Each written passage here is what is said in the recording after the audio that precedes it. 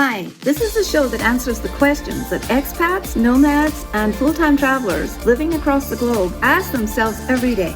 These insights and secrets are shared when we interview experts and authors from across the globe. Our guest today is James Hammond, who has been traveling as a slowmad since 2013, other than gaps due to COVID. And you will hear in the background some parrots. Now, I am not in the Amazon, but we are pet sitting an African grey, a cake parrot from the Amazon, and one from Australia.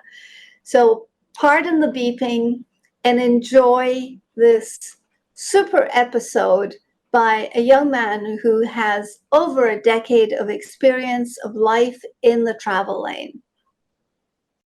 Hello, everybody. This is Nomadic Diaries, and it's my pleasure today to introduce you to someone who is going to, I know, share some amazing experiences out of his diary. Audience, please meet James Hammond. Hello.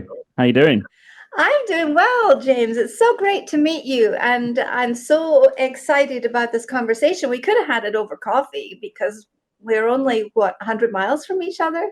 Yeah, that's a shame, isn't it? It's just over the border. One day, let's put that in a diary. One day. Yeah, well, maybe you'll come to Mexico one day. Absolutely, on the list. Excellent. Well, I can help you with that. Yeah. I just wanted to share that a little bit about James, that he has been working and traveling on the road basically since 2013. And his favorite thing is to seek out new adventures, meet people from different cultures, and absolutely feed his wanderlust. So he's been around the world a couple of times. He's currently I see a picture of you on your website in one of my favorite places on the planet, which is in Jordan. And that is a very, very special country, I believe. So currently James is in Vancouver. Tell us a little bit about what happened before you decided that adventure had come into your top of your mind and your consciousness, and you just had to go. So the story is post school, so sixth form in UK, which is like 17, 18 years old. I was studying music. So I played guitar. I went to a music college called BIM in London. So if you've got American listeners, that's like Berkeley in California. So the equivalent of that in London. Pretty intense, 4-year course, and loved it until midway through. I had an ex-girlfriend in Norwich when brought to my attention this concept of traveling, which wasn't really on my radar because my background's quite working class. You know, not survival is a bit of a strong word, but just no money. So going on holiday is completely out of the question. So yeah, she brought to me attention this thing called travel. She said she went for 3 months, and that blew my mind. I was like, oh, wow, what is that? And then that same year, I booked a trip to Australia to watch the cricket. And when I went to Australia and I stepped on the hot pavement of Perth, and it was like nice and hot and smelled nice and it's clean, I was like, wow, what is this place? And that kind of really kicked off the wanderlust. And then from there, it's like a 2-year plan, finish the degree, save some money, and let's go off in January 2013. Which is what you did. Yeah, put a plan in place, got some money together. I had about £7,000 I scraped together. So that's working in the summers in university, going back home after university, doing full-time work, trying not to spend as much money.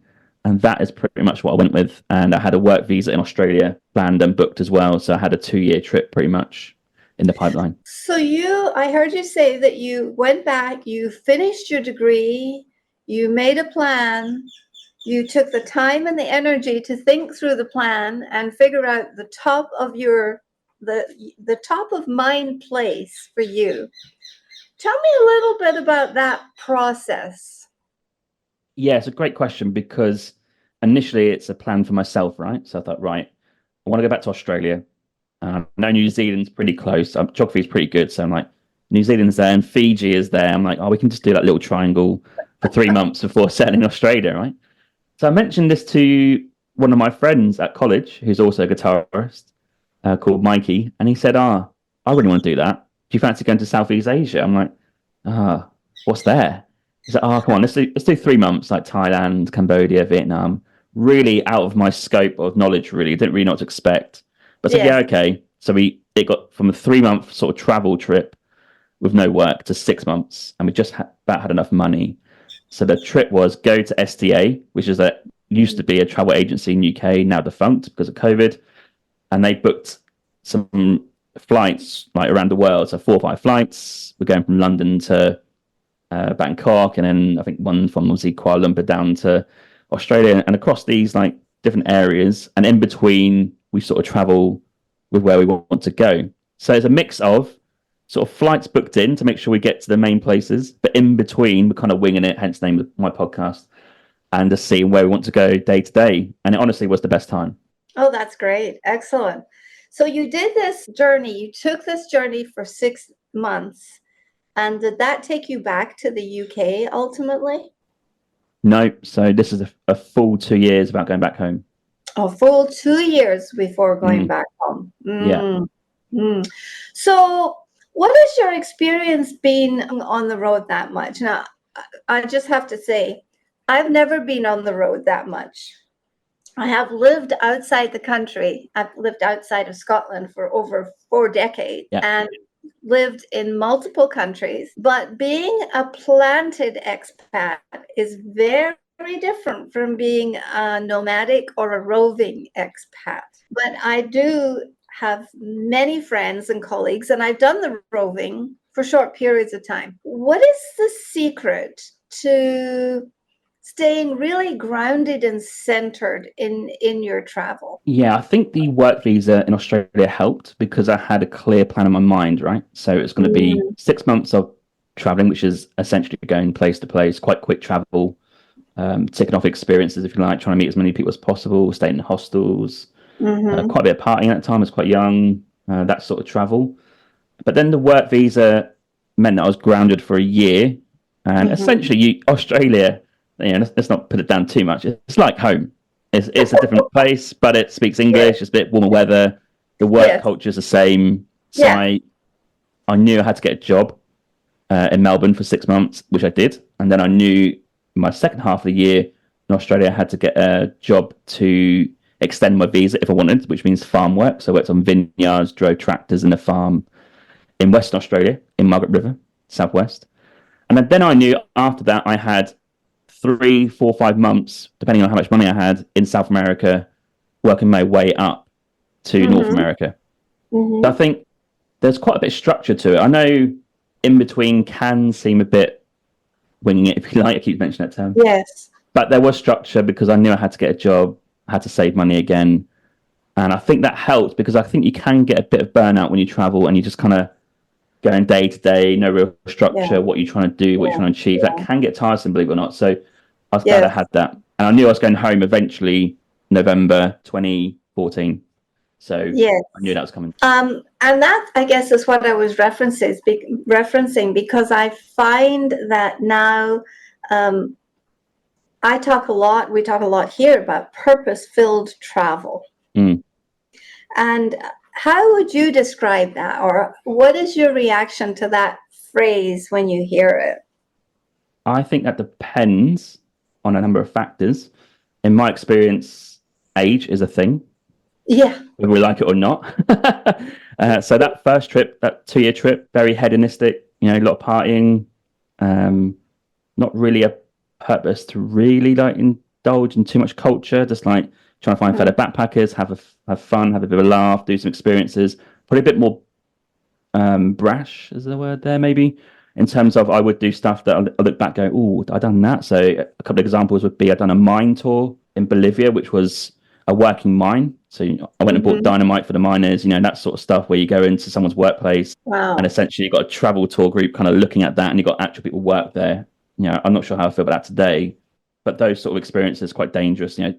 That was kind of the purpose, I guess, back in those days. And maybe I look back a bit fondly because I'm like, I was a bit more outgoing in those days. But now, a bit older, I'm a bit more invested in culture, local people, meeting people like yourself, talking about travel, and also trying to understand what is the world that we live in. Whereas back then, I wouldn't say I didn't care, but it wasn't a big thing. It's just go and do what you want. Yes. So I think purpose kind of changes over time. And I think your interests change over time. We just done a year away again, but it's a very different trip to that one 10 years ago. So learnt some valuable lessons this time around. Excellent. So when you say you just did another year away, between the time that you got back to the UK and prior to that year away, where were you? Yeah, so 2015 was like a year off back at home. I guess I felt like I needed to go back home. I couldn't really tell you why. I quickly learned that it's not for me. I think I need to keep going somewhere else. So then 2016, I met my current partner, and we decided to quite early on in the relationship, very early on, that we were going to give New Zealand a go. So that was a New Zealand work permit and Asia before and after. That was like a fair chunk of trip. Came back briefly, but whilst in New Zealand, we did book our Canadian visa. And when you get to 31, you kind of run out of these options, right? Because you're too old for work permits. So Canada was the last visa we could do.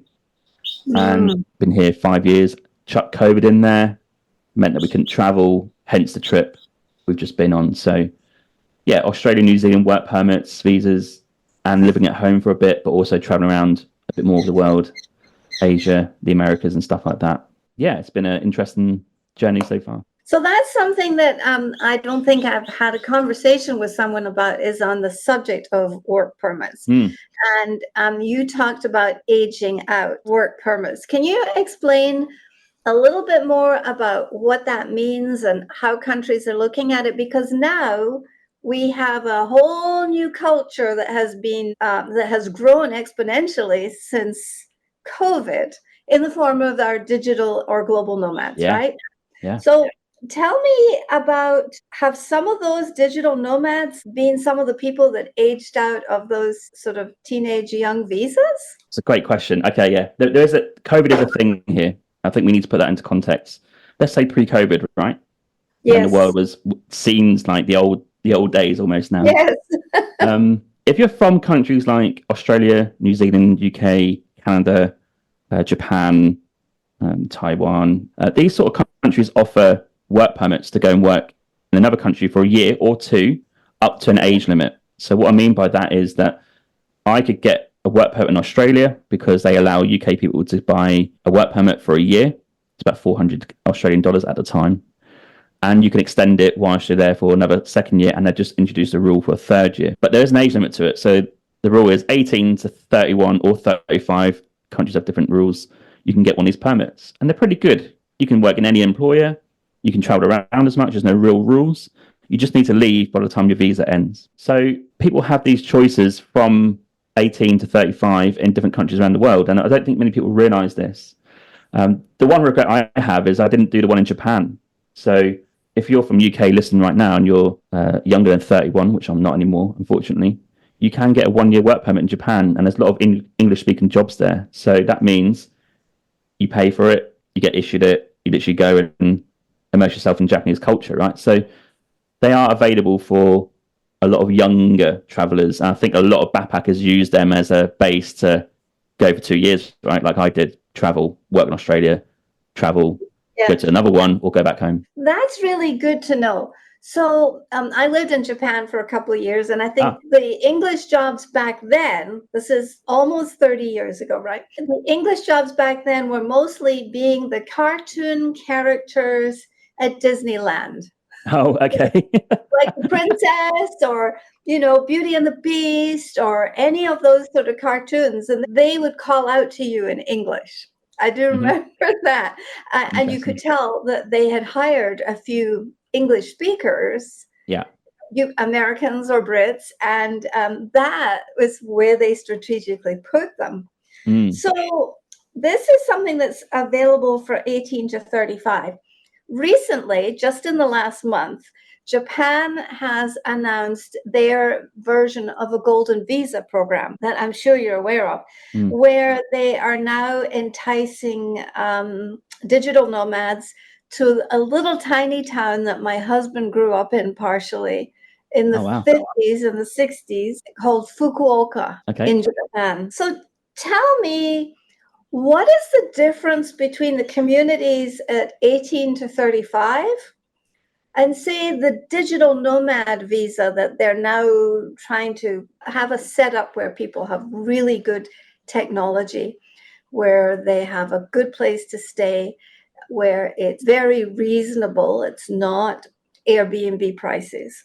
I mean, there's a lot goes on into the thinking of creating these digital visas. Can you speak to that a little bit? Great question, and one I've explored on my podcast. And I'll tell you why I'm trying to explore it, because I'm a tad confused myself, and I'll explain myself, and I want to see what you think, right? So we mentioned pre-COVID work permits. They still exist. So you can still, 1835, get a work permit, Yes. and you can stay there. The advantage of those is they don't have any rules attached to them. Now, these digital nomad visas have, I think the Japan one's crazy. It's like $60,000 to qualify if you earn that much, which is quite a lot of money for a generic digital nomad, right? So that makes it almost quite hard for people to get that because they don't earn that much money. Now, my question would be, what is the difference if you work on a laptop and you can do remote work?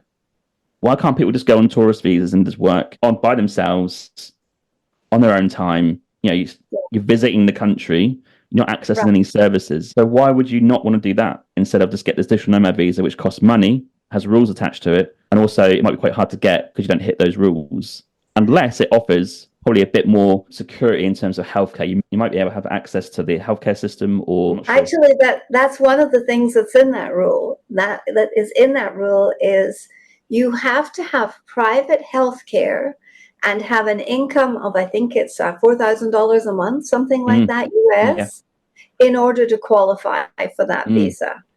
And so I have asked myself the same question, is like, what is the value proposition that the Japanese government is building into this?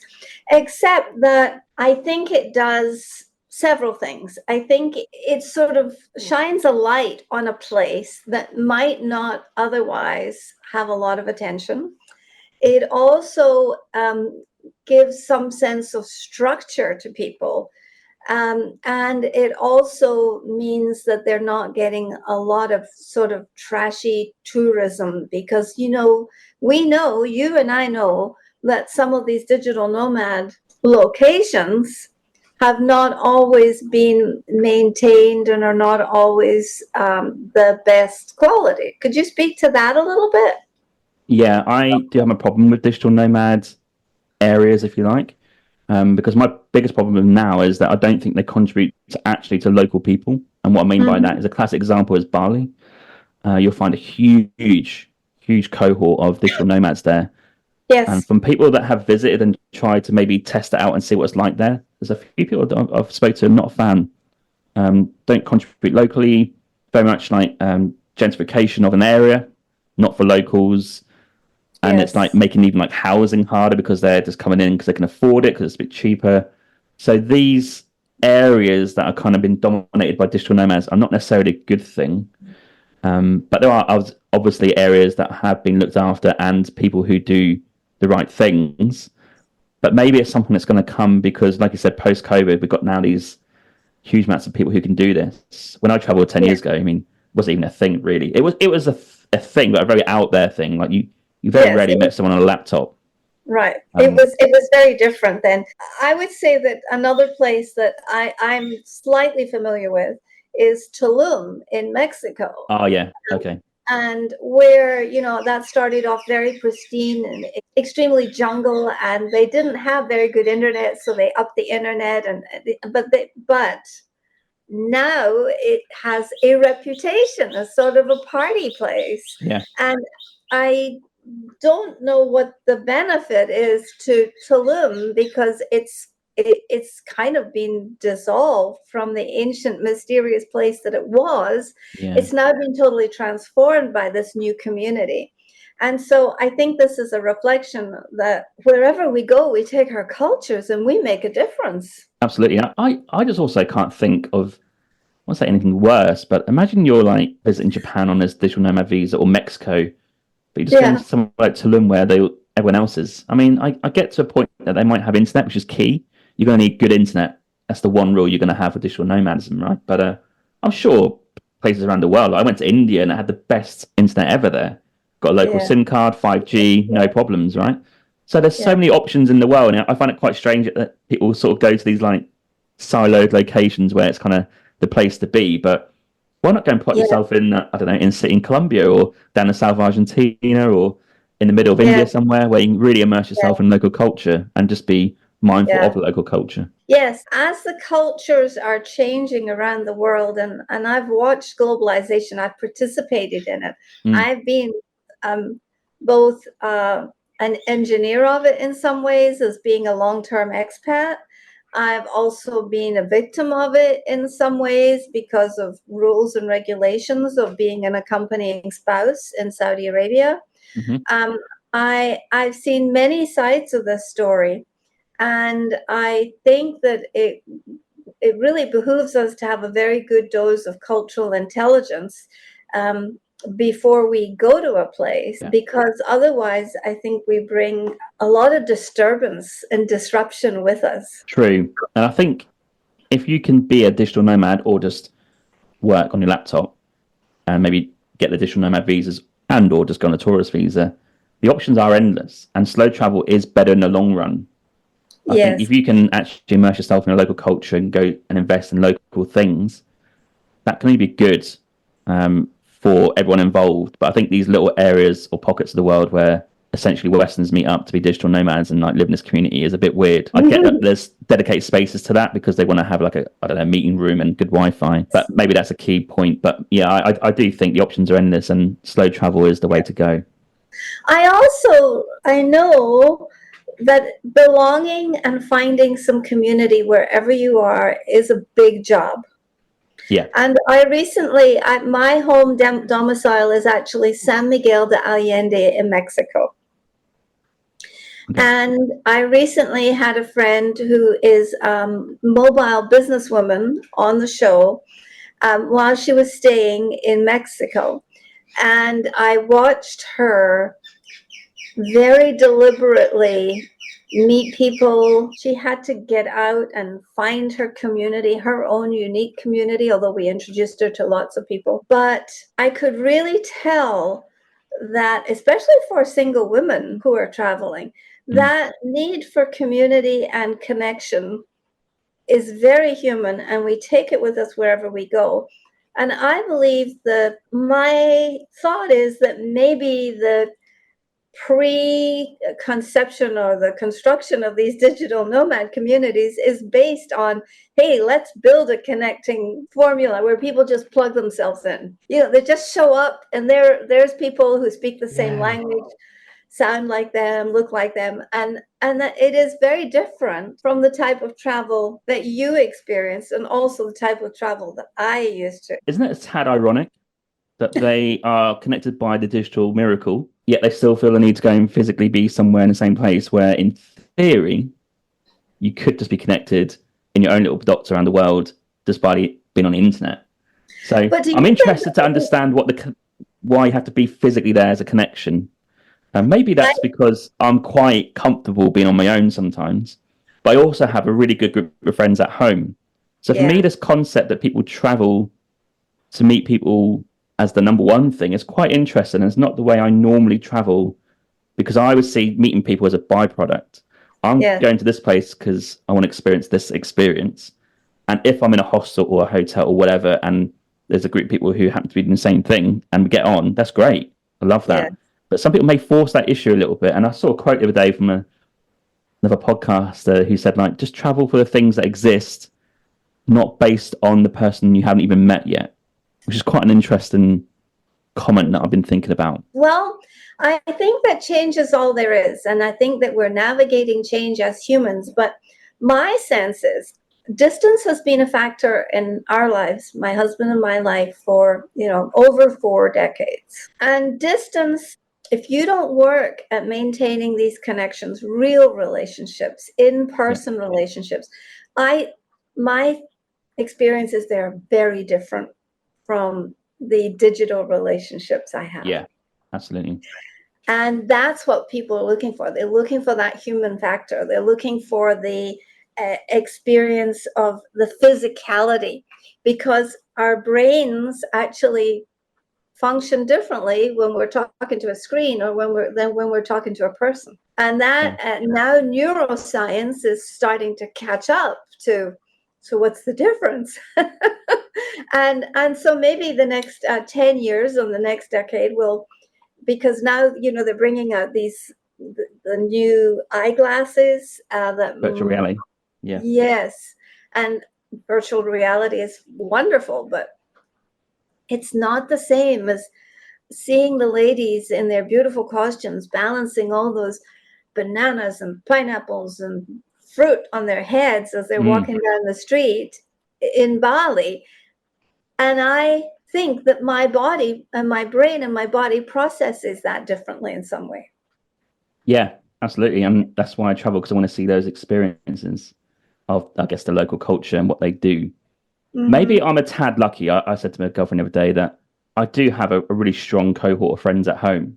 Now, I don't live in Norwich. I live in Vancouver, and I visit maybe once a year, maybe twice. Yes. But it is like being back at school as soon as I'm with them. And I appreciate that as lucky, and a lot of people don't have that. And maybe they're in search of a physical community to try and find. And I'm all for it. So that's maybe why I'm struggling to understand why people would go and go to these digital nomad areas and just physically try and be amongst people. Well, don't you think that that's the cord or the thread that magnetizes all of us to get on the road originally? Yeah, maybe. Yeah. Because my question that I keep asking is why travel? So why did you start traveling? I started traveling because I wanted to live in a different place. I also wanted to go and see things that aren't in Norwich. So what I mean by that is I want to go and see Angkor Wat. If you want to go and see Angkor Wat, you have to go to Cambodia.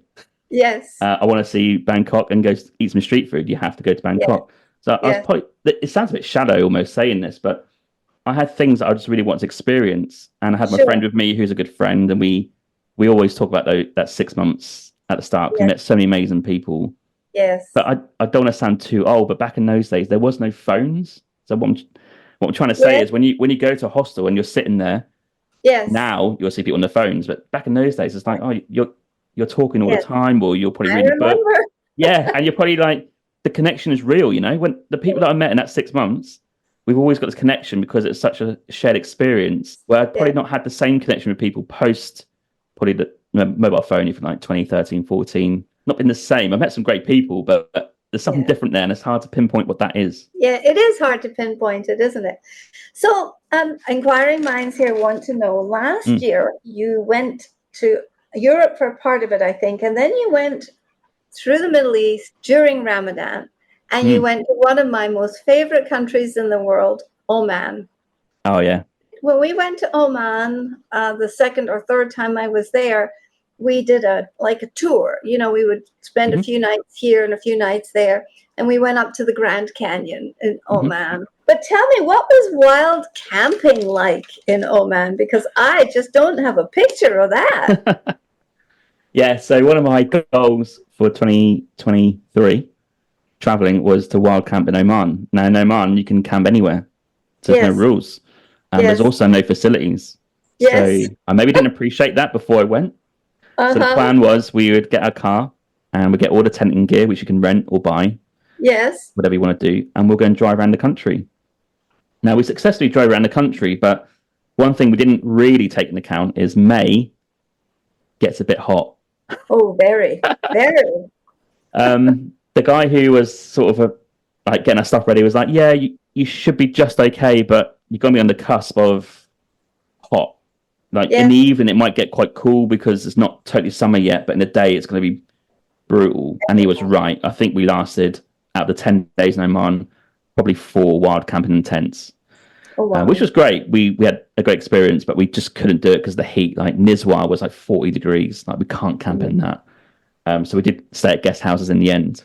But an amazing trip. Drove around Oman for 10 days, saw some sights, went to Mazira Island, which was a massive highlight.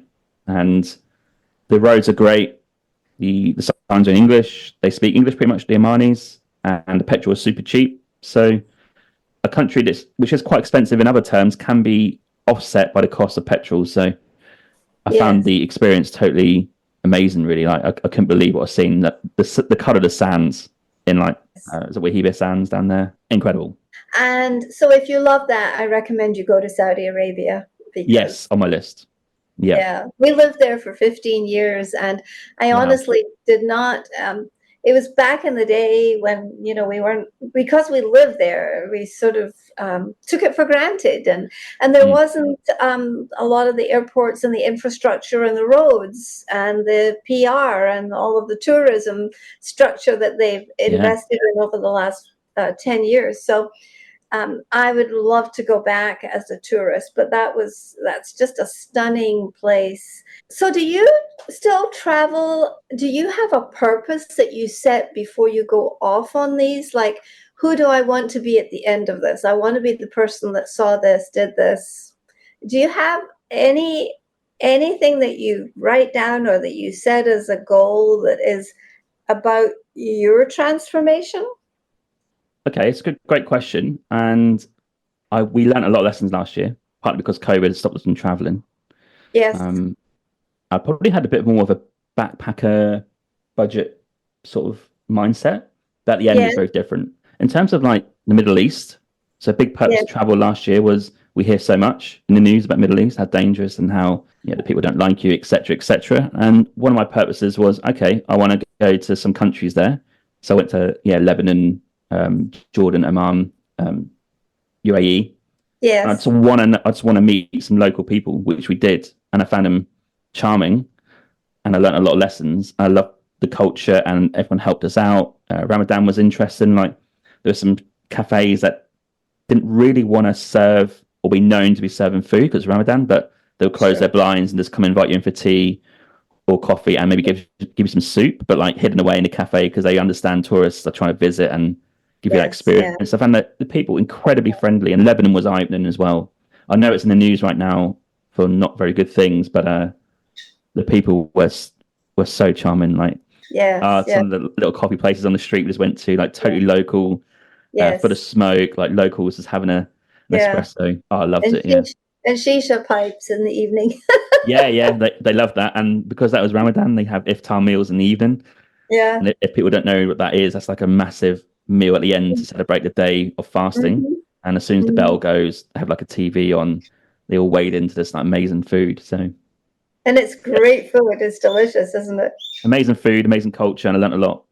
What is your mission now? I mean, do you have a mission where you're out there in travel communities talking about what's possible, or why people should travel, or what is your current mission? I think my mission at the minute is I want to slow travel, and there's a certain list of things I need to do to make that happen. Last year Yes. was too quick, so flying Yes. here, road tripping here, real quick. But to be slow travel, this goes back to being a digital nomad. I don't think I can travel without an income anymore. It was quite Yeah. hard seeing our savings dwindle, right? So I think I Sure. need to earn money as a digital nomad, whatever that is. So I'm trying to work Sure. that out. And Yes. in tandem, if I can be anywhere in the world and working on my Hmm. laptop and earn some money and traveling at the same time, that opens the Hmm. doors for anywhere because you just go on the Sure. tourist visa, live somewhere, do some local activities, maybe meet some local people, and immerse yourself in culture for an extended period of time, not just dipping in for 2 or 3 days. So my idea is and purpose is I want to be traveling in the future, but at a slower pace and more immersed in the culture to learn more about the world. And Mm. I'd love to, for my own podcast, eventually interview more local people. That's kind of what I see in the future, but it's quite far down the line that at the minute. Yes. Um, I think that having a cultural mentor, we call them cultural mentors, or people that help you find your way through a culture that you're living in, that's Mm, also a lovely gift of living somewhere for a long time, is having one of the things I treasure about my experience in Mexico is I have three people in my life off the top of my head that I have fallen in love with. They're all different ages and backgrounds, but I'm learning something from them. In fact, one of them is my editor. He helps edit the podcast. But hmm what happens is you begin to connect at a different feeling level. And so then that really helps to educate you about your travel and where you really are. Yeah, and that's the proper essence of travel in my eyes. We talked earlier about the whole Yeah. meeting people. I want Yeah. that experience of Yes. being localized to an extent what I understand day to day, what they're thinking, how they're living, how they're doing things. I think Yeah. that sort of hedonistic travel there's a time and place, maybe if you're younger, hence the 10 years ago trip where, quite a bit Yes. of drinking, partying, people Yes. into hostels. Touristing. And touristing is And it's very touristing, yeah, narrow. yeah. There's a time and place for that for yourself, but I think maybe when you grow of age and you travel for a bit, I think you want to know more Mm-hmm. and be more invested. I think Sure. that's definitely a purpose going forward, 100%. What would you say to someone who has considered doing what you're doing and becoming nomadic? You've talked about the fact that you need to take your age and probably your health and your well-being into Sure. consideration. Mm. What else and also finances, you've talked about finances. What else do you think that people need to have in terms of their mindset? What do they need to be thinking about? Yeah, they need to be thinking about, this is a very key point, is travel isn't going to fix stuff.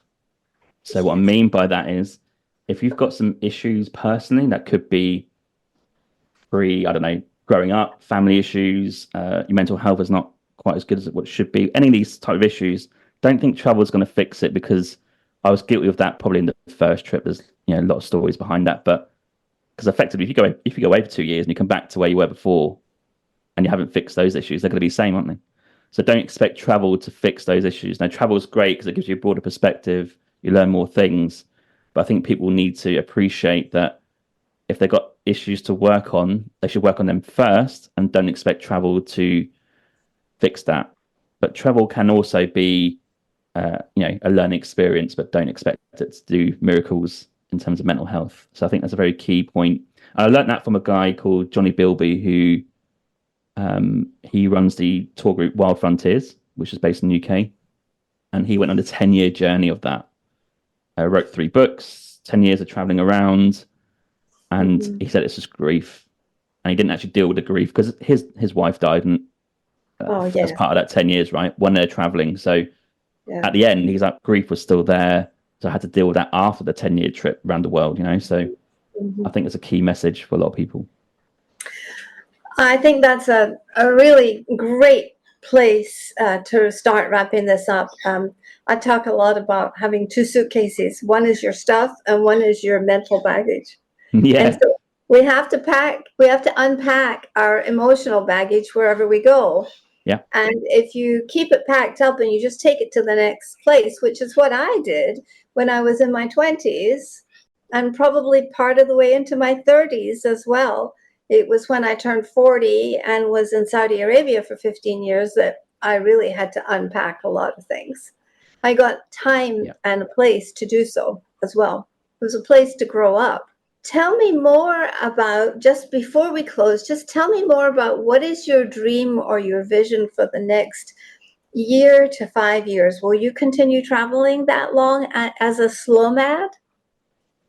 Yeah, my dream and my aim, I'm trying to make it reality, so it's not too much of a dream, is a number of steps. So step 1, I need to be financially able on my own as a self-employed person or freelancer. So I'm working on my own skills and trying to offer them into, I guess, the freelance world. Number 2 is get a Canadian passport. So we're here for at least 18 months to 2 years. Oh, really? Yeah, want a second passport. So that's always been an aim of mine ever since I started, just to have an option. Yes. And I think post that, I think we have an idea to maybe just try different parts of the world in the future whilst working, on our own stuff, but trying to immerse ourselves. So I'll give you an example. Like yesterday, I kept reading about Spain. Now, I grew up in the UK, and Spain is just up the road, really. But Spain's so affordable, and you can get quite a long tourist visa there.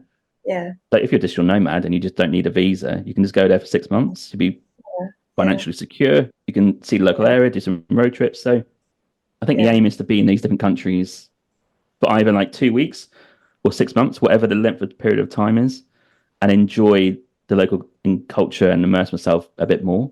And also another one, just sort of in the future, I learned from last year is I need a home base.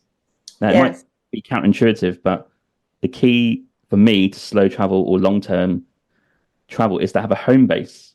Because what happens if you just want to stop for 2 months? Where do you go? Well, you can't go anywhere if you've not got a home, right? So you have to have a home to reset. Yes. Maybe chill out, do some work, whatever. So that is part of our thinking, is to save enough money to get the home base sorted as well. So I think that's pretty key. Well, that's wonderful. I have found the benefit of, we had a home base here in the US, but we found that it was difficult to live here after we had changed so much and transformed into nomadic expats around the world. And we still wanted, it was more normal for us to live alongside a culture we didn't fully understand and whose language we didn't know. And that feels much more normal. I might agree. I feel very comfortable just being around people who I don't know what they're saying. I don't know what's going on, but I'm totally fine with it. But I do think that there is a part of me that is beginning to think that that's a good thing, because when you're in an English-speaking environment and people are speaking loudly, you hear their conversations, and then you get kind of drawn in. But if you don't understand the conversation, you just go. You can be more discerning and less distracted. Absolutely. And actually, a good point about that is language, right? I would love to learn Spanish or Arabic. I think that's probably 2 languages. So I fully believe that classroom gets you a certain period of time further there, but that's it. So I need to immerse myself. But yeah, I totally agree. But the home base for us will be Norwich, I think. Yes. Because our family and friends are there. Well, I think that's a super idea. Now, I'm going to end my episodes with 2 questions. What do you think the world needs most right now, James? Empathy, understanding, a lack of fear of people. I think you must agree with this when you travel around. General person on the street is actually quite nice. Yes. Right? There's different levels of nice, but I've rarely met anyone who's really threatened me or really been out there. So I think if I've been to so many countries and they're kind of like on the level of being the same, that means the world is a nicer place. So I think maybe people shouldn't get too engrossed in their TV and news, because it will scare you to not go anywhere. And what do you plan on doing about creating more empathy, understanding, and having less fear in the world? The only thing I can do right now is interview people for my podcast from different cultures and understand what they're feeling, and just try and give you a taste of what someone who is probably thousands of miles away from you is thinking about life, and just see what their point of view is. And there's no judgment there. It's just the way it will be. So I need to speak to more people, put it out there in the world, and hopefully people will listen. Well, thank you for coming to speak to Nomadic Diaries listeners today. We have been so thrilled to have your experience and your insights, and to talk about these secrets and solutions that are behind the idea of slow travel. So thank you very much, James. Thanks, Doreen. It's been an absolute pleasure. And for listeners, if you would please go online and rate and review the podcast, or connect to us on social media. We can be found at Nomadic Diaries, a podcast. Sayonara, masalama, and hasta luego.